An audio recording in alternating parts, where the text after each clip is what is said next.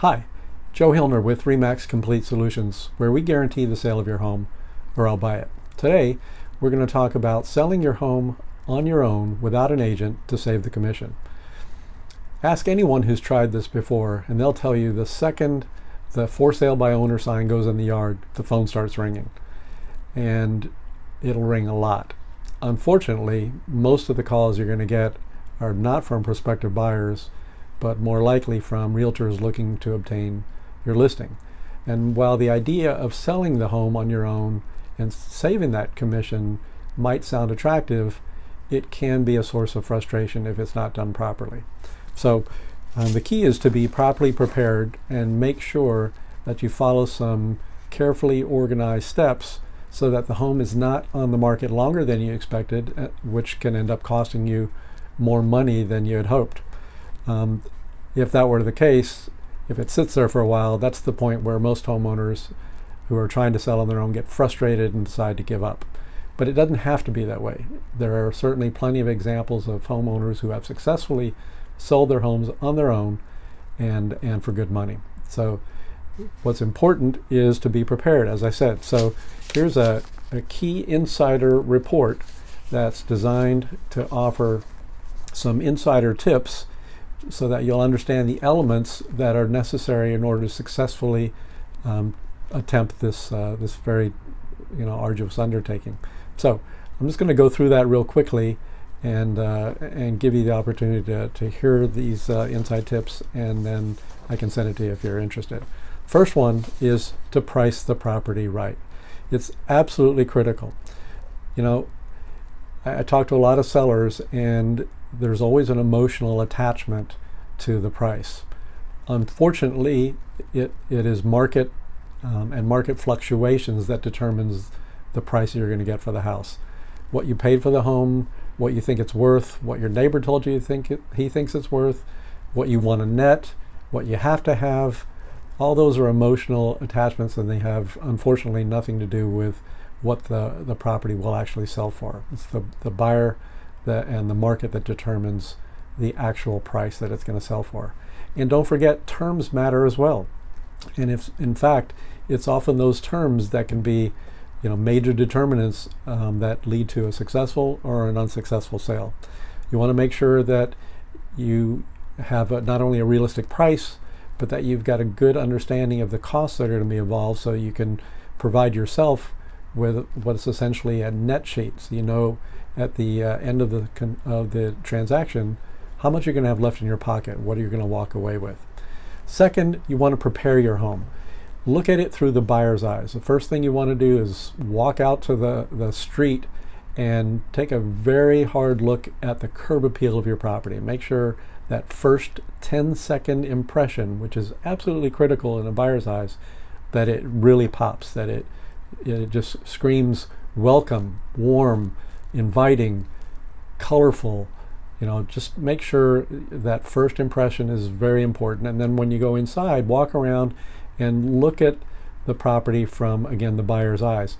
And don't neglect the little repair or fix-up items, because when buyers are walking through the property and they see these things, in their mind, they interpret it as kind of neglected maintenance, and they multiply it by a factor of 10 or 100 or even more. So little problems in their mind are magnified and costing them tens, hundreds, or thousands of dollars, and they lower the price that they offer accordingly.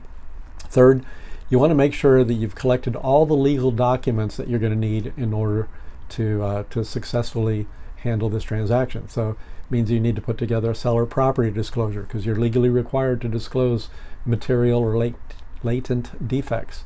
You want to get your mortgage payoff order, so you know exactly what you're gonna, when you're preparing that net sheet for yourself. Remember, what your mortgage statement says as your outstanding principal is not the amount that's going to be required to pay off your loan, because interest is in arrears. You're going to want a buyer's deposit receipt. When they make their initial escrow deposit, where's it going to go? Who's it going to go to? Who's going to hold that money? You want to also be ready and prepared to share with your buyer a net sheet for them. What are the costs the closing costs that they're going to incur, so that they know not only the price that they're paying for the property, but also all the additional closing costs that they need to have available in funds. You need to have a property survey ready to go. You need to have the purchase contract, and you need to understand it. We'll talk more about that in a second. You should probably have a loan application, or at least a relationship with a lender, so that your prospective buyer can pursue financing through that relationship. You need all the property settlement and closing docs, as well as your warranty deed, which you're going to have to sign over to the buyer. And you should prepare an exclusion list. If you're not leaving the chandelier, if you're excluding the washer dryer, anything like that, you need to have that in writing and disclosed upfront. Fourth, and this is where the rubber hits the road, you need to be able to market your home effectively. At the end of the day, you got to find a buyer.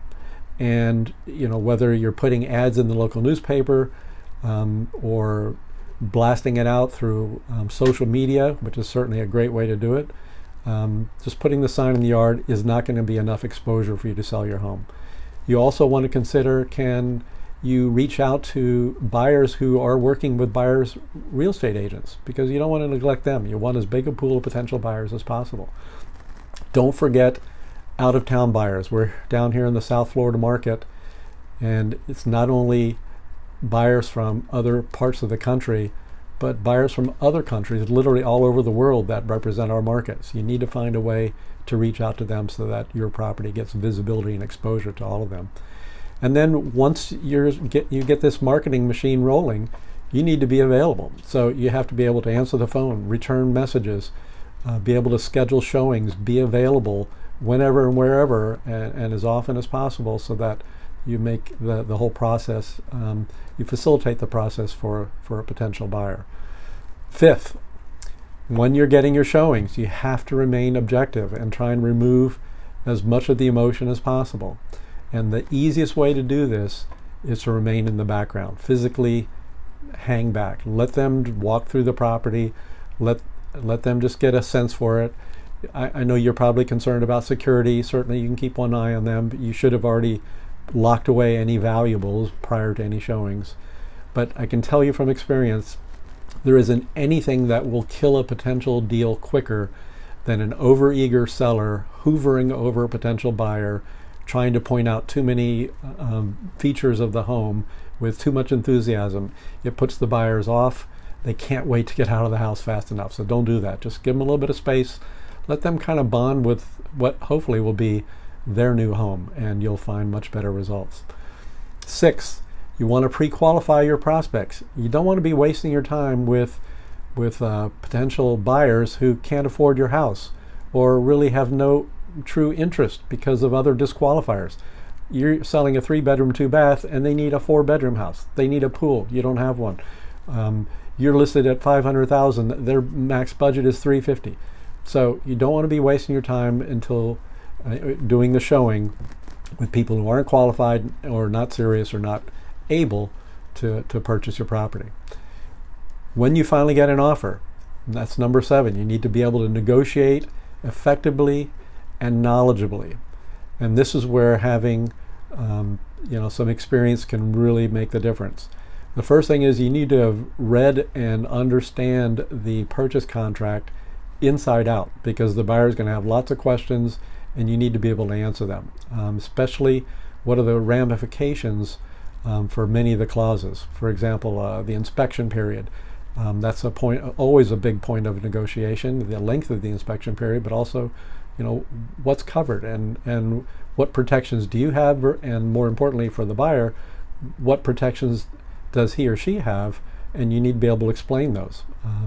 You probably want to have an attorney review the contract once it's put together, just to make sure that you're not putting yourself at a disadvantage. That's it's probably going to run you about $500, but that's good, cheap legal advice, and I strongly recommend that.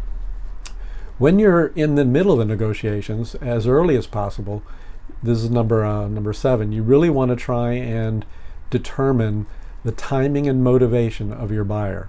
Absolutely critical in the negotiation.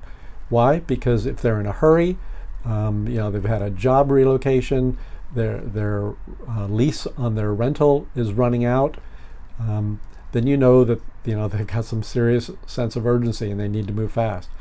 So you want to make sure you ask as many questions as you can to try and get a good sense for why are they buying, what are they looking for, what's their timing. That'll really give you a good advantage when it comes to negotiating price and terms, and it'll help you come to a satisfactory contract that allows you to get what you want. And that's, at the end of the day, that's what you're looking for. Number 9, when you're in the process of selling, if at all possible, do not move out before you sell. That makes the home, having the home vacant makes it much more difficult to sell, much more difficult, because it looks lonely and forlorn and it just doesn't pop. It has no warmth, no character. So, the other thing is it can really cost you money, because when buyers are walking through a vacant home, they're automatically assuming, oh, the seller has already bought a new house, they've got 2 mortgages, must be getting desperate. We'll just lower our offer a little bit more, maybe a lot more. So as much as possible, stage the property, get rid of all the knickknacks and the bric-a-brac and the personal items and the pictures, clean it up, but try not to move out. That'll save you a lot of money in the long run.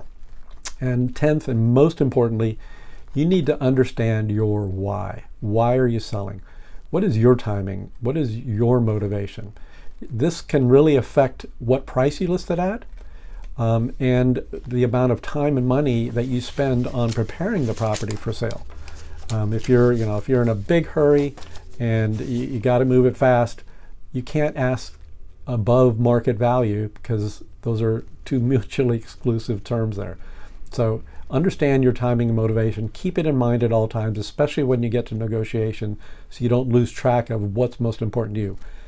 And the most important thing is about your timing and motivation is keep it to yourself. Do not divulge it to the buyer. Don't give away an advantage to him in the negotiation. He's going to ask you, why are you selling? I guarantee you they're going to ask you that. Just keep your response neutral.